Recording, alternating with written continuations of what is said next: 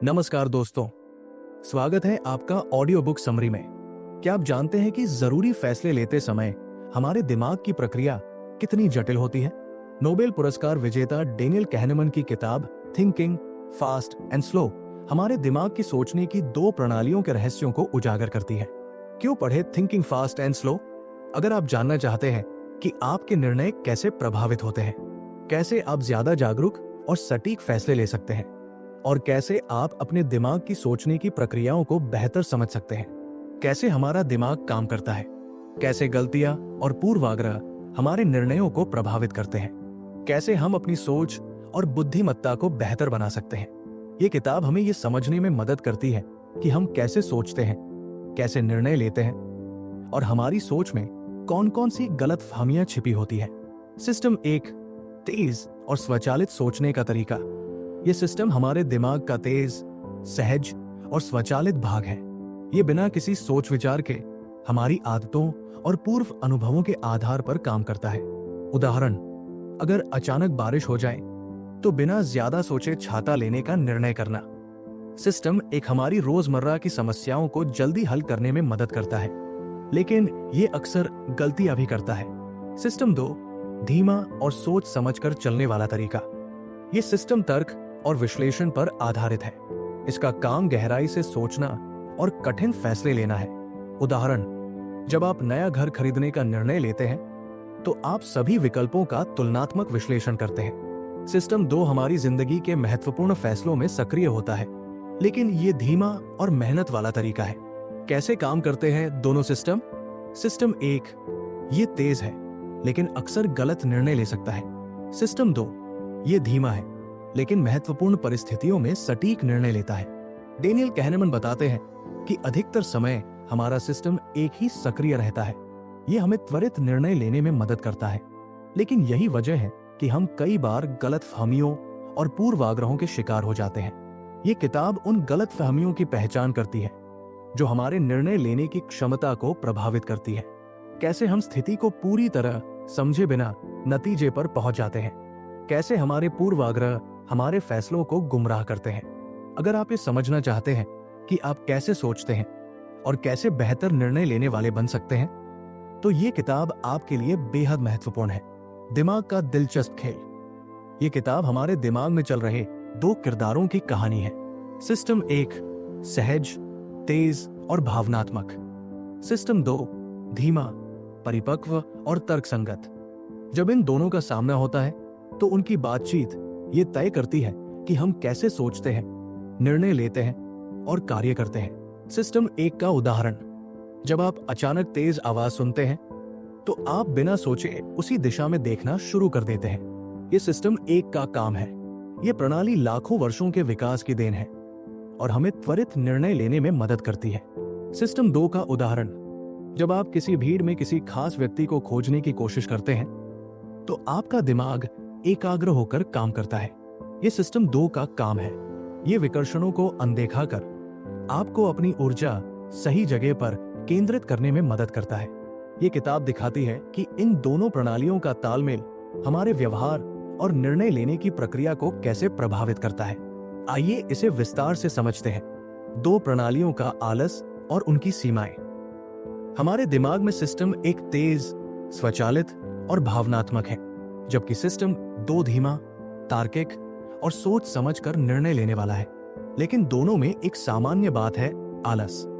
System 1 जल्दी और सहजता से काम करता है, लेकिन कई बार यह हमें गलतियां करने पर मजबूर कर देता है। सिस्टम 2 हालांकि ज्यादा सटीक है, लेकिन इसे सक्रिय करना ऊर्जा और ध्यान मांगता है। स्टिक एंड बॉल समस्या। डेनियल कहनेमन ने इन प्रणालियों के कामकाज को समझाने के लिए स्टिक एंड बॉल समस्या का उदाहरण दिया है। एक बल्ले और गेंद की कुल कीमत $1.10 है। बल्ला गेंद से $1 महंगा है, तो गेंद की कीमत कितनी है? ज्यादातर लोग 10 सेंट का जवाब देते हैं, जो गलत है। सही उत्तर, गेंद की कीमत 5 सेंट है। बल्ले की कीमत $1.05 और गेंद की कीमत $0.05 होगी। गलत जवाब क्यों दिया?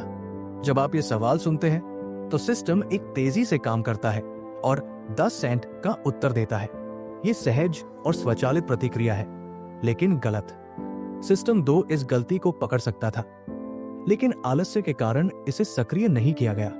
स्टिक एंड बॉल समस्या दिखाती है कि हमारा दिमाग अक्सर कम से कम ऊर्जा खर्च करने की कोशिश करता है। इसे न्यूनतम प्रयास का नियम कहा जाता है। सिस्टम 2 की भूमिका। सिस्टम 2 को सक्रिय करना मुश्किल होता है क्योंकि इसमें ध्यान और आत्मनियंत्रण की आवश्यकता होती है।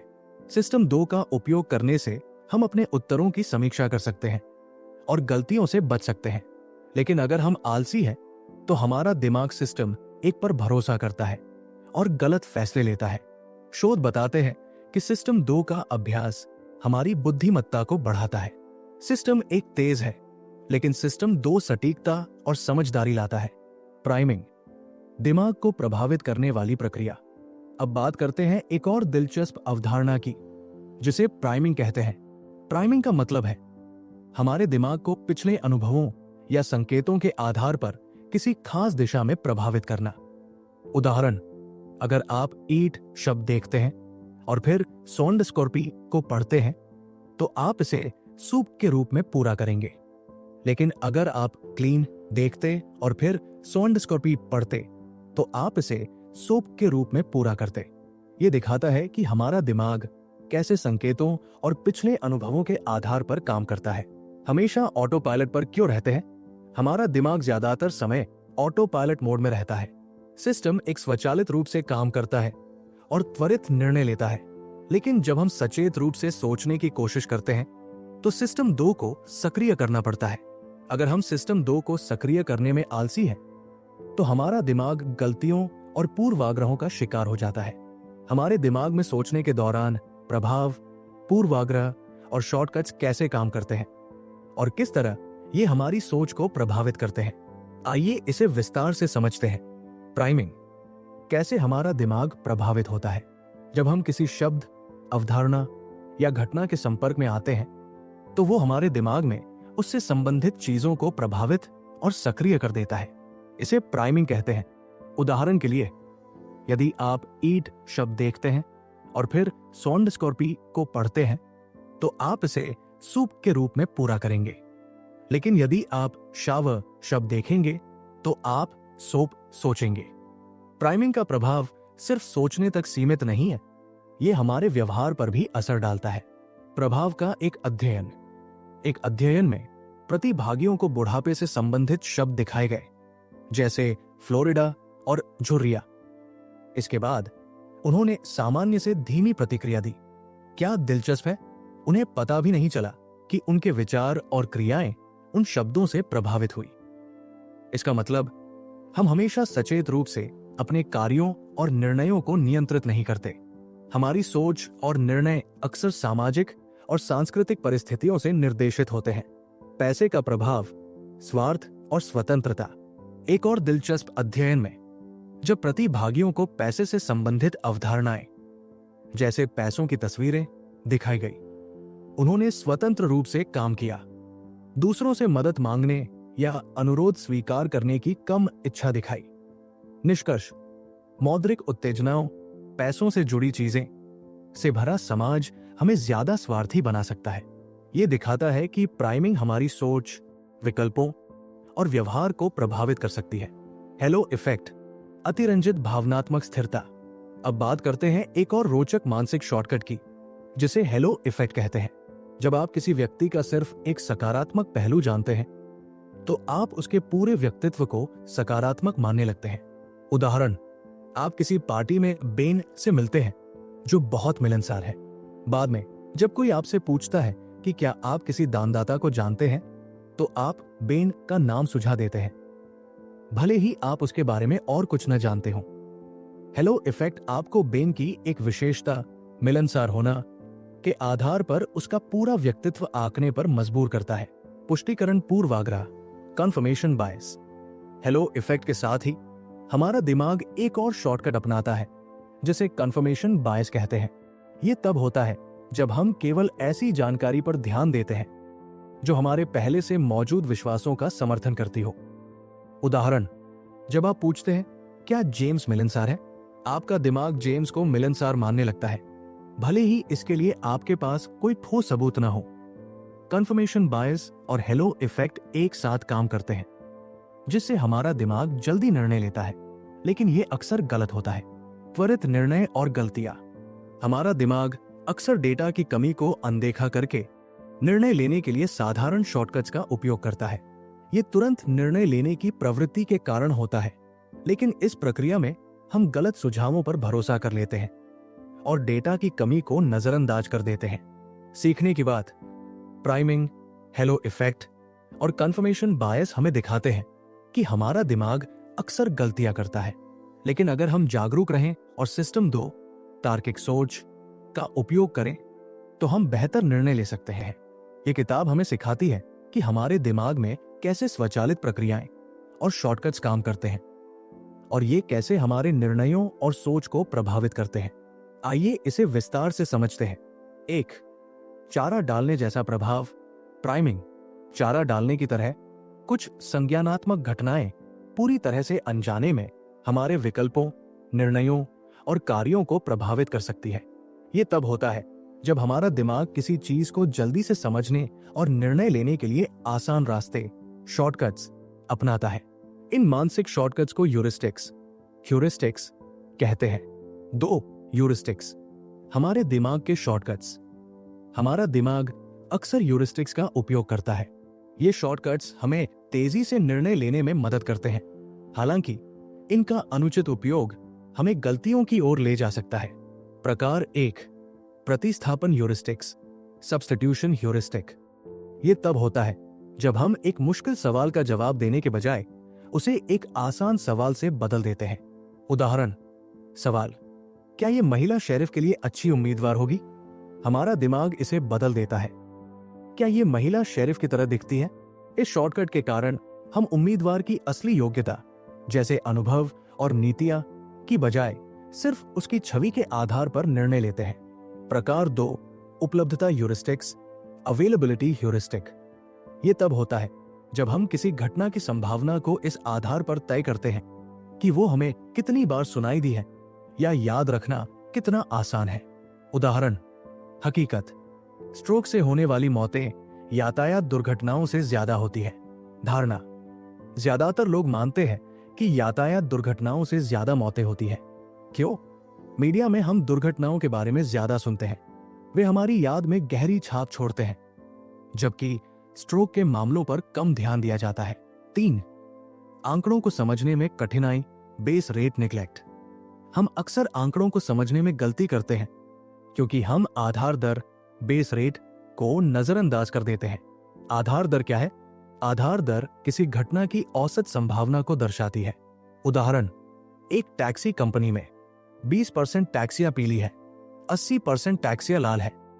अगर आपको एक टैक्सी के रंग का अनुमान लगाना है तो आधार दर को ध्यान में रखते हुए कहना चाहिए कि टैक्सी लाल होने की संभावना 80% है। गलतियां क्यों होती है? हम आंकड़ों को नजरअंदाज करके अपनी उम्मीदों पर ध्यान केंद्रित करते हैं। अगर आपने 5 लाल टैक्सियां गुजरते देखी तो आपको लग सकता है कि अगली टैक्सी भी लाल होगी, लेकिन वास्तविकता में आधार दर के अनुसार अगली टैक्सी के लाल होने की संभावना अब भी 80% ही है। 4. औसत पर वापस आना, रिग्रेशन टू द मीन। हम अक्सर ये भूल जाते हैं कि हर चीज औसत पर वापस आती है। उदाहरण: एक फुटबॉल खिलाड़ी औसतन हर महीने 5 गोल करता है। सितंबर में वो 10 गोल करता है। कोच खुश हो जाता है, लेकिन अगर अगले महीनों में वो फिर से 5 गोल करने लगता है तो कोच उसे फॉर्म खोने के लिए आलोचना करता है। हकीकत, ये खिलाड़ी अपनी औसत प्रदर्शन पर वापस आ रहा है। आलोचना करना सही नहीं है। 5. अनुभव बनाम यादें, मेमोरी वर्सेस एक्सपीरियंस। हम घटनाओं को वैसा नहीं याद रखते जैसा हमने अनुभव किया है। हमारा दिमाग एक सीधी रेखा में यादें रिकॉर्ड नहीं करता। हमारे पास 2 तरह की प्रक्रियाएं होती है। अनुभव करने वाला दिमाग, ये वर्तमान में हो रही चीजों पर ध्यान देता है। याद रखने वाला दिमाग, ये अनुभव के अंत और चरम क्षण को ज्यादा महत्व देता है। उदाहरण: अगर कोई यात्रा 90% शानदार थी, लेकिन अंत में एक छोटी सी परेशानी हुई, तो याद रखने वाला दिमाग पूरी यात्रा को खराब मान सकता है। सीखने की बातें। 1. ह्यूरिस्टिक्स तेजी से निर्णय लेने में मदद करते हैं, लेकिन इनका ज्यादा उपयोग गलतियों को जन्म दे सकता है। 2. आधार दर को नजरअंदाज करना हमारी बड़ी गलतियों का कारण बनता है। 3. औसत पर वापस आना एक प्राकृतिक प्रक्रिया है जिसे हमें समझना चाहिए। 4. हमारी यादें हमेशा अनुभव का सही प्रतिबिंब नहीं होती। अनुभव करने वाला और याद रखने वाला दिमाग। हमारे दिमाग में 2 प्रकार के सोचने वाले स्वयं होते हैं। 1. अनुभव करने वाला स्वयं, और ये वही है जो वर्तमान क्षण में अनुभव कर रहा होता है। वो ये पूछता है, मैं अभी कैसा महसूस कर रहा हूं। 2. याद रखने वाला स्वयं, फ्लैशबैक सेल्फ, और ये हमारे पूरे अनुभव को फ्लैशबैक के रूप में रिकॉर्ड करता है। वो ये पूछता है, कुल मिलाकर मैंने कैसा महसूस किया। अंतर, अनुभव करने वाला स्वयं अधिक सटीक है क्योंकि ये वास्तविक समय में हमारी भावनाओं को रिकॉर्ड करता है। याद रखने वाला स्वयं घटनाओं को कुछ खास हिस्सों और अंत पर आधारित करके रिकॉर्ड करता है, जो हमेशा सटीक नहीं होता। Peak and rule. हम किसी भी अनुभव को उसके चरम, पीक, और उसके अंत, एंड, के आधार पर याद करते हैं। उदाहरण, एक प्रयोग में लोगों की कोलोनोस्कोपी, एंडोस्कोपी जैसी दर्दनाक प्रक्रिया की यादों का अध्ययन किया गया। एक समूह में प्रक्रिया लंबी थी, लेकिन दर्द धीरे धीरे कम हुआ। दूसरे समूह में प्रक्रिया तेज थी, लेकिन अंत में दर्द बढ़ गया। नतीजा, जिन लोगों को कम समय में ज्यादा दर्द का सामना करना पड़ा, उन्हें अनुभव ज्यादा बुरा लगा। ऐसा इसलिए हुआ क्योंकि उनकी यादें पीक एंड रूल पर आधारित थी। इच्छा शक्ति और ऊर्जा प्रबंधन, will power and cognitive energy. हमारे दिमाग का काम इस बात पर निर्भर करता है कि वो कितनी ऊर्जा का उपयोग कर रहा है। 1. संज्ञानात्मक सहजता, कॉग्निटिव ईज। वो जब दिमाग आराम की स्थिति में होता है और इसमें हम ज्यादा रचनात्मक और खुश होते हैं, लेकिन गलतियां करने की संभावना बढ़ जाती है। 2. संज्ञानात्मक तनाव, कॉग्निटिव स्ट्रेन। और जब दिमाग को ध्यान केंद्रित करना होता है और ये ज्यादा ऊर्जा का उपयोग करता है और हमें कम रचनात्मक बनाता है, लेकिन गलतियां कम होती है। कैसे उपयोग करें? अगर आपको प्रेरक संदेश देना है तो दिमाग को आराम की स्थिति में लाने की कोशिश करें। अगर आपको जटिल समस्याओं का हल ढूंढना है तो दिमाग को ध्यान केंद्रित करने के लिए थोड़ा चुनौतीपूर्ण काम दें, जैसे मुश्किल फ़ॉन्ट में कुछ पढ़ना। जोखिम का मूल्यांकन, रिस्क असेसमेंट। हमारा जोखिम का आकलन इस बात पर निर्भर करता है कि जानकारी हमें कैसे प्रस्तुत की जाती है। उदाहरण, एक प्रयोग में 2 समूहों के मनोचिकित्सकों से पूछा गया कि क्या मिस्टर जोन्स को मानसिक अस्पताल से रिहा करना सुरक्षित है। पहले समूह को बताया गया कि ऐसे रोगियों में 10% हिंसा की संभावना होती है। दूसरे समूह को बताया गया कि ऐसे 100 रोगियों में से 10 हिंसक हो सकते हैं। नतीजा, दूसरे समूह ने रिहाई का विरोध दोगुनी बार किया। इसका कारण यह है कि सापेक्ष आवृत्ति 100 में से 10 हमें ज्यादा प्रभावशाली लगती है। दोहराव और विश्वास, रेपिटेशन एंड बिलीफ। अगर कोई जानकारी हमें बार बार दी जाती है तो हमारा दिमाग इसे ज्यादा आसानी से स्वीकार करने लगता है। दोहराई जाने वाली जानकारी हमें ज्यादा प्रेरक और भरोसेमंद लगती है। इसलिए अगर आप किसी बात को प्रभावशाली बनाना चाहते हैं तो उसे बार बार दोहराएं। पीक और औसत पर लौटना, रिग्रेशन टू द मीन। हम अक्सर ये भूल जाते हैं कि हर चीज औसत पर वापस आ जाती है। उदाहरण, अगर कोई क्रिकेटर औसतन हर मैच में 50 रन बनाता है और एक मैच में 100 रन बना लेता है, तो अगले मैच में उसके फिर से 50 रन बनाने की संभावना ज्यादा है। ये औसत पर लौटने का उदाहरण है। सीखने की बातें। 1. हमारा अनुभव और हमारी यादें हमेशा एक जैसे नहीं होते। 2. हमारा दिमाग जानकारी की प्रस्तुति के आधार पर अलग अलग तरीके से प्रतिक्रिया करता है। 3. सही निर्णय लेने के लिए यह समझना जरूरी है कि हमारा दिमाग कैसे काम करता है। 4. जोखिम का सही आकलन करने के लिए तथ्यों को सावधानी से देखना जरूरी है। 1. सांख्यिकीय डेटा बनाम मानसिक छवियां। हम अक्सर स्पष्ट और भावनात्मक छवियों को तर्कसंगत आंकड़ों पर प्राथमिकता देते हैं। इसे हर उपेक्षा, बेस रेट नेग्लेक्ट कहा जाता है। उदाहरण, सोचिए, एक दवा के बारे में 2 वाक्य इस प्रकार है।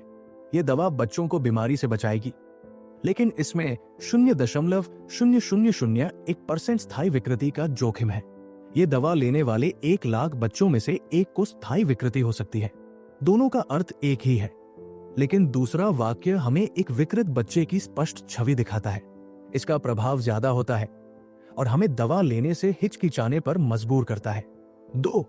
तर्क के आधार पर निर्णय क्यों नहीं लेते? अर्थशास्त्रियों ने लंबे समय से माना है कि लोग तर्कसंगत निर्णय लेते हैं और उपयोगिता सिद्धांत यूटिलिटी थ्योरी का पालन करते हैं। इस सिद्धांत के अनुसार लोग हमेशा वो विकल्प चुनते हैं जो उन्हें सबसे अधिक लाभ पहुंचाए। उदाहरण, यदि आपको कीवी और संतरा पसंद है और दोनों के मिलने की संभावना 10% है, तो आप वो विकल्प चुनेंगे जो आपको अधिक पसंद है। ये सरल और तर्कसंगत लगता है ना? लेकिन वास्तविकता में हम हमेशा तर्कसंगत निर्णय नहीं लेते। उदाहरण, सोचिए, जॉन और जेनी दोनों के पास $5 मिलियन है। जॉन ने 1 मिलियन से 5 मिलियन कमाए। जेनी ने 9 मिलियन से 5 मिलियन खो दिए। क्या वे दोनों समान रूप से खुश होंगे? नहीं। जॉन अपनी जीत से खुश होगा, जेनी अपनी हानि से दुखी होगी। यह दिखाता है कि हमारा संतोष केवल हमारे पास मौजूद संपत्ति पर नहीं, बल्कि इसे पाने या खोने के तरीके पर निर्भर करता है। 3. झूठी मानसिक छवियां और अति आत्मविश्वास। हमारी सोच में अक्सर झूठी छवियां हावी हो जाती हैं। उदाहरण, अगर हम गर्मियों की सोचते हैं तो हमारे दिमाग में चमकते सूरज और पसीने से तरबतर तस्वीर आती है। अब सोचिए कि मौसम वैज्ञानिक ने कहा कि आज ठंड हो सकती है, लेकिन आप फिर भी शॉर्ट्स और टी शर्ट पहनते हैं क्योंकि आपकी मानसिक छवि आपको गुमराह कर रही है। समस्या, हम अपने दिमाग की इन छवियों पर ज्यादा भरोसा करते हैं, भले ही वास्तविक आंकड़े और डेटा कुछ और ही कहें। समाधान, संदर्भ वर्ग पूर्वानुमान, रेफरेंस क्लास फोरकास्टिंग, ऐतिहासिक डेटा का उपयोग करें। उदाहरण के लिए, उन दिनों के बारे में सोचें जब गर्मियों में ठंड थी और आपने क्या पहना था। लंबी अवधि की योजना, मानसिक छवियों के बजाय डेटा और सबूतों पर भरोसा करें। 4. दिमाग की 2 प्रणालियां, सिस्टम 1 और सिस्टम 2। हमारा दिमाग 2 प्रकार से काम करता है। 1. सिस्टम 1। सिस्टम 1 उदास स्माइली, ओ तेज, सहज और बिना प्रयास के। ओ ये हमारी अधिकांश दिनचर्या को संभालता है। 2. सिस्टम 2। सिस्टम 2 उदास स्माइली, ओ धीमा, ध्यान केंद्रित और तर्कपूर्ण। ओ इसका उपयोग तब होता है जब हमें जटिल समस्याएं हल करनी होती है। उदाहरण, जब आप गाड़ी चला रहे हैं और सिग्नल देखते हैं तो सिस्टम 1 काम करता है। जब आपको किसी गणितीय समस्या को हल करना होता है तो सिस्टम 2 सक्रिय होता है। महत्व, हमारे विचार और व्यवहार इस पर निर्भर करते हैं कि उस समय कौन सा सिस्टम सक्रिय है। 5. तर्कसंगता और भावनात्मक निर्णय। हमारे निर्णय केवल तर्क पर आधारित नहीं होते। भावनाएं और छवियां हमारे सोचने और निर्णय लेने के तरीके को गहराई से प्रभावित करती है। उदाहरण, किसी दुर्लभ घटना की संभावना को यदि सांख्यिकीय रूप से समझाया जाए तो लोग उसे ज्यादा गंभीरता से नहीं लेते, लेकिन यदि इसे एक भावनात्मक छवि के साथ प्रस्तुत किया जाए तो इसका प्रभाव बढ़ जाता है। मुख्य संदेश, हमारा दिमाग 2 प्रणालियों से काम करता है और दोनों की अपनी भूमिका है। हम अक्सर मानसिक छवियों और भावनाओं के प्रभाव में तर्कसंगत निर्णय नहीं लेते। बेहतर निर्णय लेने के लिए डेटा और ऐतिहासिक संदर्भों पर ध्यान देना जरूरी है। दोस्तों, ये थी थिंकिंग फास्ट एंड स्लो किताब की समरी। अगर आपको ये समरी पसंद आई हो तो आप हमें आर्थिक सहयोग करने के साथ इस वीडियो को लाइक और शेयर करें और हमारे चैनल को सब्सक्राइब करना न भूलें। धन्यवाद।